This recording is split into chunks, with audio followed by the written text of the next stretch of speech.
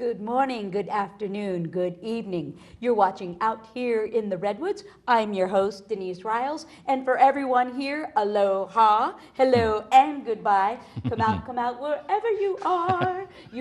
We're time zone friendly. And tonight, ladies and gentlemen, I have with me my dear old friend, whistling a happy tune, Mr. Dave Silverbrand. Aloha, Denise, I'm so happy to see you again. So, Dave, how are you, my good man?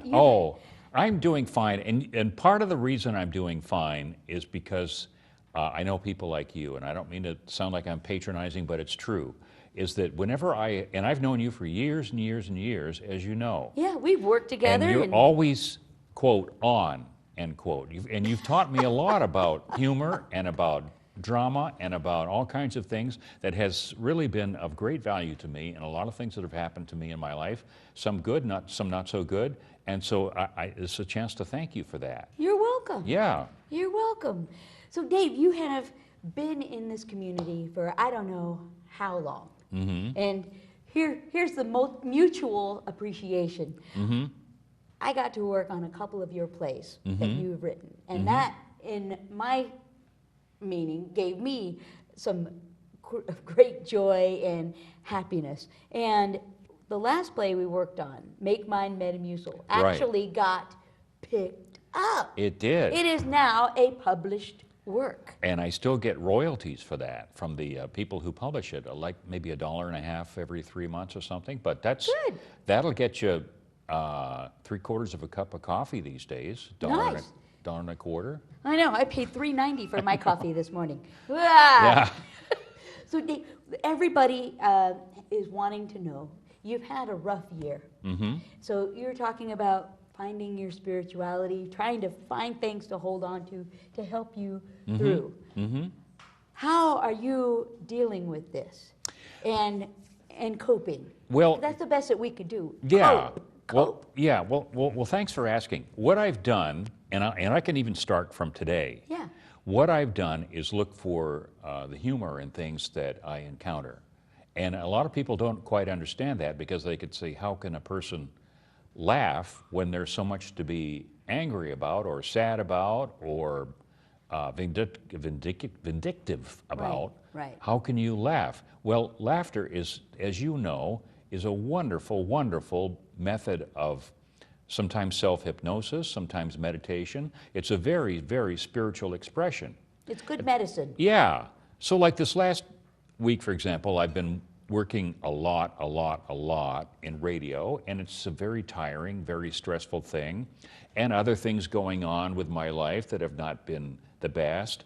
And so this morning, I looked down, and somebody said, have you looked at your shoes recently? Because I went to work at 4 o'clock in the morning, you know. And I said, no, I haven't. And they said, well, look. And I looked down, and I had one black shoe and one brown shoe. We've all been there. Isn't it the truth? And I just laughed and laughed and laughed. And I thought, that's funny. But then on the other hand, by golly, the right shoe was on the right foot and the left shoe was on the left foot. Hey, that's I was good there. start. I was in the ballpark. I'm so proud of myself for that. Right. And of course, for the whole day, and I left them on too. I mean, some people would say, oh, I'm so embarrassed, I'm going to go home and put on shoes of the same color. But not me.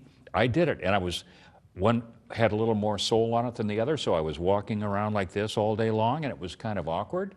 But by golly, I enjoyed every single mismatched minute of it. Yeah, and I love that. Have you written an article on that yet? No, but I'm going to. And How 2 shoes changed my life. I'm going to. And I know you probably know the story, maybe not, but this gives you another example, is that I've kind of gone with these things that happened to me. It's like when the comedian Martin Short was appearing up at Humboldt State. This was several years ago. And he was doing his Jiminy Glick interviews, where he does this very over-the-top, showbizy kind of guy, and they wanted a local celebrity, so they said, we'll get Dave Silverbrand to be the local celebrity. Oh. So Martin Short was doing this thing, and I was going to be the local celebrity, and I had my good blue suit on, all dressed up, and my wife Nina was so proud of me, and she picked a really nice tie and a suit and everything, and I got up there and I was interviewing him, and he looked at me and he said, "Oh, you've got a dark blue suit and you've got brown shoes on. The brown shoes don't go with the blue suit." And of course I didn't even know that. Yeah. I mean, who would know outside of the Hollywood circle, you know? I guess not. So everybody was kind of tittering a little bit. So then I thought, well, okay. So I took my shoe off, and one of my socks had a hole just about like that in the shoe, and of course, or in my, in the sock, obviously. Right. And Nina was mortified, and Martin Short was just out of his own shoes with delight that I had given him this straight line. He was so happy, and afterward he said, "Oh, thank you so much." He was just so grateful to me that I had given him this freebie. And, Right. for days afterward, people would say, "Oh, I'll bet you planned that, didn't you?" I said, Yeah. "No, I didn't. I just put my best shoes on and my best socks on. Those were my best socks." And that's the way it worked out. And one of the other half of the story is this last 4th of July, I was down walking through Old Town and visiting with my old friends. And one of my old friends was Mark McCulloch, who is Mr. Fish. Right. He was at the Martin Short concert. Oh. And he said, "Dave Silverbrand, are you wearing your good socks today?" Ha, ha, ha, ha. And I was going to take my shoe off, and wouldn't you know it, I was wearing the same sock. Had a hole in it. It's the same sock. I mean, they're great socks. They look like these, except they've got that little gap in them. Right. But nobody knows except me. Right. So what the heck? And They're sure your lucky enough, socks now. I was wearing my Martin Short socks. Yeah. I had short socked myself. Right, or short socks yourself. You got to put those in a, yeah. You There got to we put that in go. a frame. I know. My short socks. I should put my sock in a frame. That's right. Yeah. With the picture of you Yeah. and Martin, if you got one. A lot of people tell me, "Dave, why don't you just put a sock in it?" And I will now. I'm going to do that. I'm That's going to it? put a sock in it and hang it on the wall. Well, Nina would like that. She would. Yes. She'd be very proud of me. I think I How might has do she- that. You bet. How has she changed your life? Oh, Because, oh, man. Because we all, I think of death as going into another way of living, going back home. So with her enjoying a new way of living, how has she helped you with a new way of living? 'Cause Well, this is and I a say new way this- of living for you right now. And I say this with all love and respect. You needed to have a sense of humor to be with her, and she needed to have a sense of humor to be with me. And there were times when we made each other laugh just by the sheer humor of the two of us. She was a very organized and dear and beautiful and very productive human being, and I learned so much from her. And I was a dingbat. I still am a dingbat. A proud dingbat. I'm a card-carrying dingbat. I'll show you. I got it with me right now. Okay. And the fact that we were together, in a lot of ways, it was a total mismatch. People would say, "I don't understand it." But on the other hand, I understood it because the two of us were such a mismatch that it was perfect. Right. And our humor was a perfect match. She would say, we would get into these arguments, and of course I'm so flighty and so weird sometimes. She would just come right up and say, "Do you have any idea what you're talking about?" And I would say, Give "No, it right back to no, you." dear, I don't."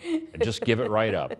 And that's the way it was with us. It was like that. We'd make each other laugh that way. She would just, when I would just cave in and say, "No, honey, I have no idea." And then we would just laugh it off, and that's the kind of relationship we had. We needed to have a sense of humor to put up with each other. Right. And it was great. Right. It was a great thing. And so if I could think of any number of things that I learned from her, and there were a lot of things I learned from her, but one of them was to have a sense of humor about things. And then I think the other most important thing that I learned from her was to enjoy every single minute that you have with yourself and with somebody that you love. Right. Because every minute is so valuable, and it's fleeting, and you can never predict how long that time's going to be. And you enjoy it and you celebrate it, and it's just a beautiful, beautiful thing. And how is she helping you today? How is that humor helping you today? Well, I don't know what excuse me, I don't know what I would do without that humor.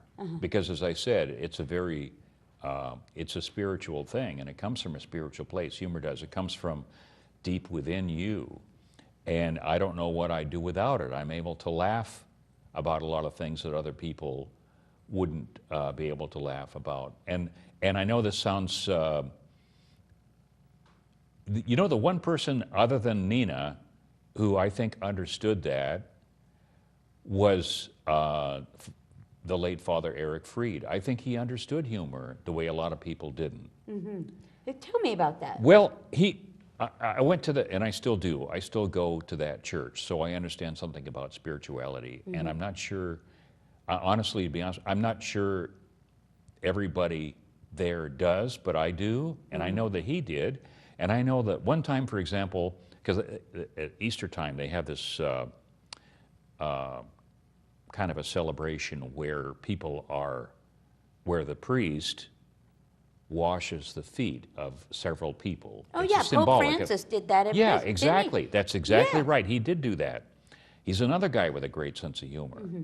Anyway, so we were doing that, and it was a very solemn thing, and everybody was very solemn, and I was sitting up in front, and Father Eric was washing the feet, and he got to my foot, and he washed my foot, and he looked at it, and he said, he just whispered, he said, "That is a big foot. That's a huge foot." Oh, my. He said, "That's got to be at least a 12. He says, "That's got to be a 12. And by golly, it was a 12 and a half. I was so, but that's humor. That's right. humor, and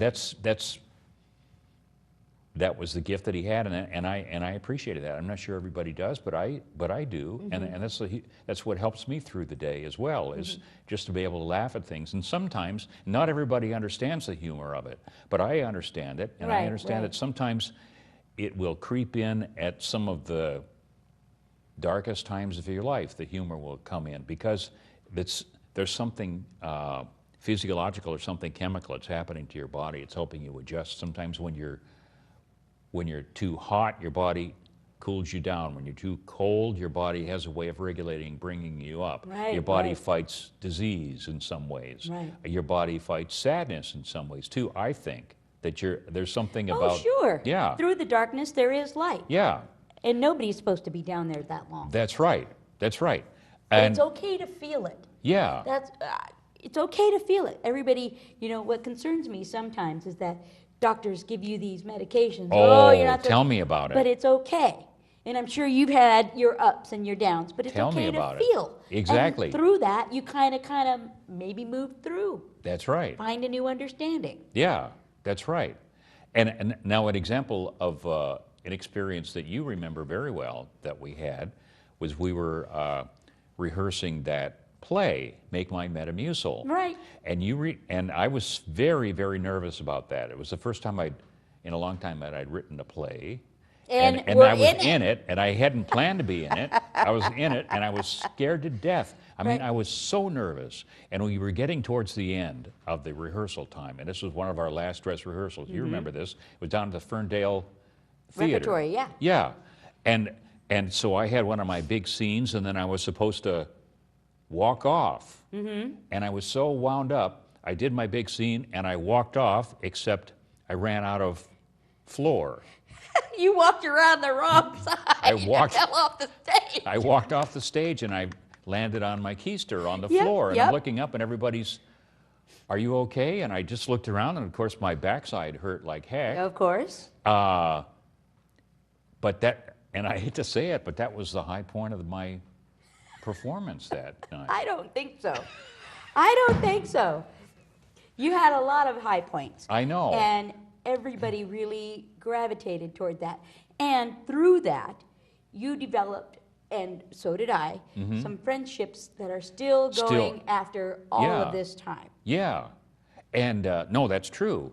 Because my big disappointment is that nobody was there to review that. I know. The fall, because I think it was I think it would have, Betty Trouth should have been able to write a line in one of her reviews about my fall, because I thought it was masterful. Yeah. It was great. Oh, yeah. In the dark, even. A lot of people practice falls like that. They do. Jerry Lewis. Right. Dick Van Dyke. Right. It It was one of the best. Right. And yet there was nobody there to see it except us. Exactly. But some of you the know, best things happen during But rehearsals. it's a memory. So now, That's right. now I can embellish it. I can say that I didn't just fall, but that I cartwheeled. There or you that go. I, as the Blue Angels pilots say, I maximum deflection rolled. Like that. Now, you've reached out to some of your former cast members. Yes, I have. And how has that helped you through? Oh, that's helped me a lot because the great thing about theater or anything else that you do Right. is it taps into something different and something new. And that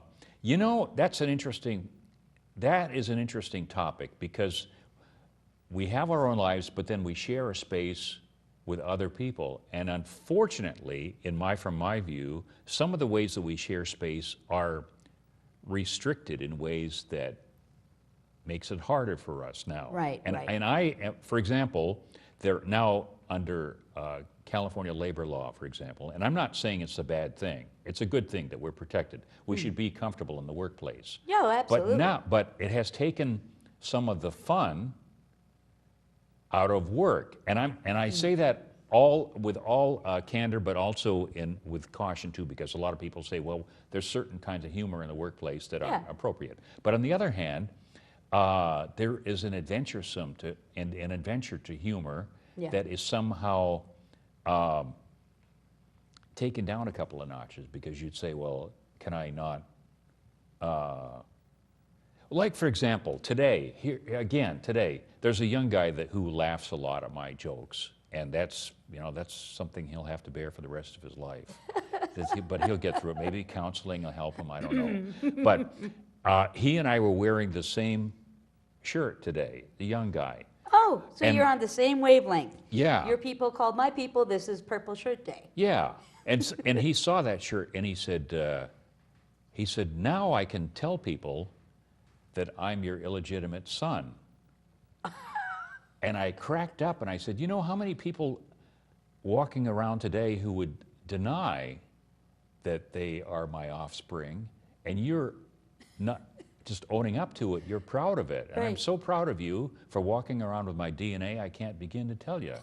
And the two of us just laughed and laughed and laughed. But there was a level of that where I'm thinking, is there somewhere in the rule book that you wouldn't be able to say that in general workplace, that somebody was walking around as I mean, who knows? Yeah. But so now every time I see him, I say, My son. son, I'm so proud of you, my son. It's great.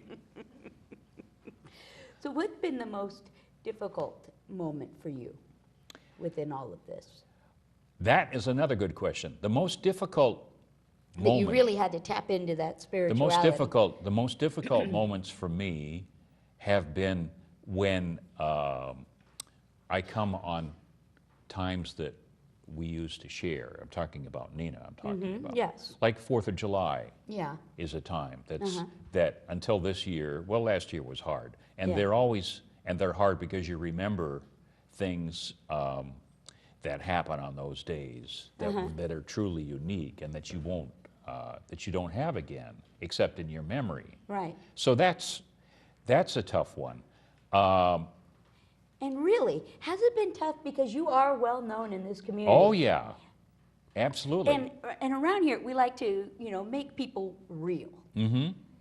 Did that disturb you a little bit? People coming up to you, that you had no idea who they are, and Oh, kind of to the knowing contrary. you're like, No, to the contrary. helped? It is like the family that you would always want to have. Really? And so Okay.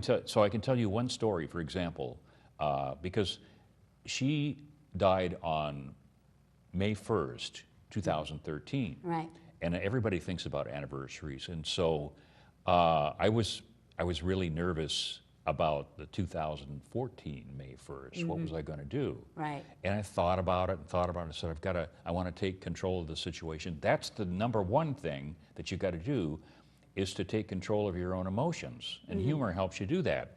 So I was coming up on May 1st, and I thought, oh man, I don't know, I'm going to do this, because I wasn't, I was living alone, and I was still in the same house, and how was I going to do all this? And then for some reason, I thought of this young woman I know, and she wouldn't mind my mentioning her name, Jasmine Manuel. And I had known her, and she said, she had told me several months ago that she was going to have a baby. So I thought, wow, maybe this would be a good day to check up on her and see how she's coming with the pregnancy. I swear I hadn't talked to her in weeks. So I called her up on the cell phone, and it was her sister answering the phone. And her sister said, Jasmine's kind of busy right now. She's in labor. And I said, you're kidding. On May 1st. Yeah. Oh my goodness. I said, where is she? And she said, she's at Mad River Hospital. And I said, I'll be right there. I put on my shoes. They matched color that day. Yeah, I jumped good. in the car. I drove up to Mad River Hospital, and I went racing into the birth center.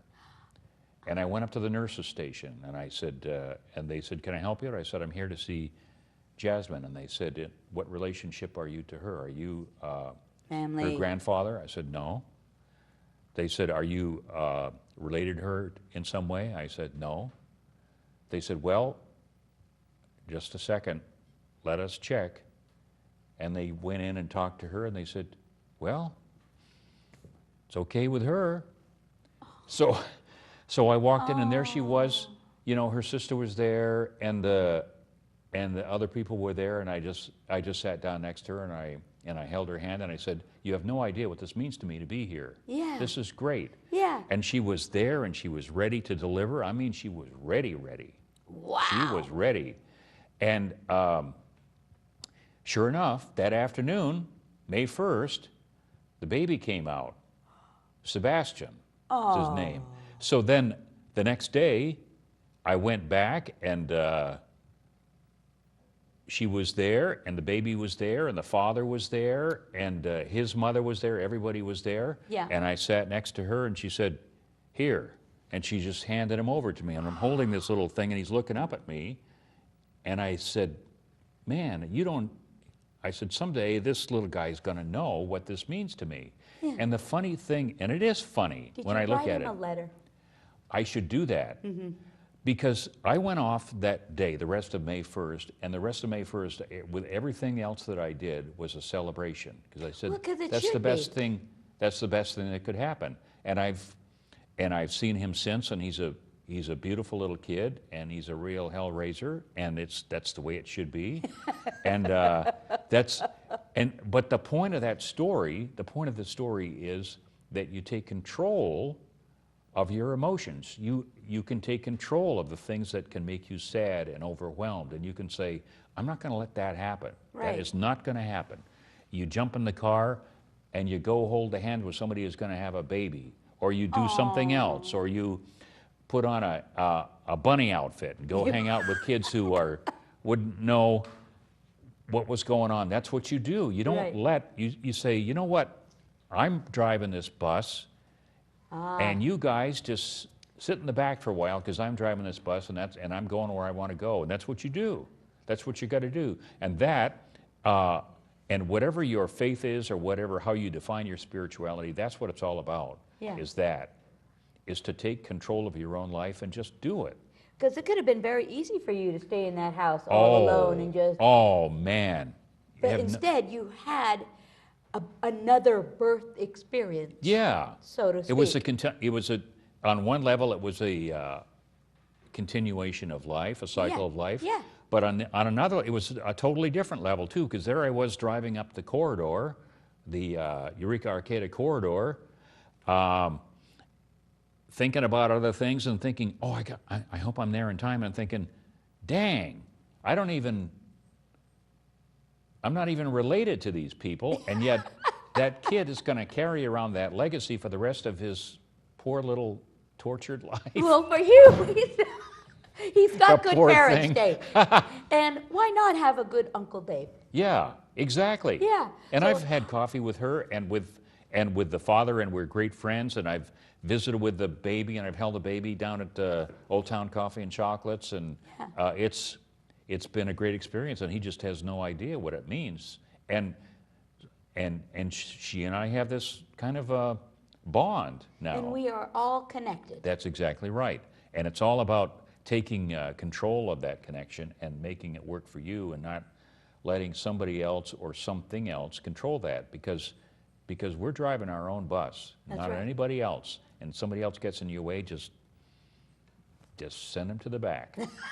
Get That's back in what the you bus. got to do. That's it. Give the back. So that's how I would define spirituality, is that way. It's just and humor for me and writing about things is another way that I've done it. I write columns all the time, as you know. Right.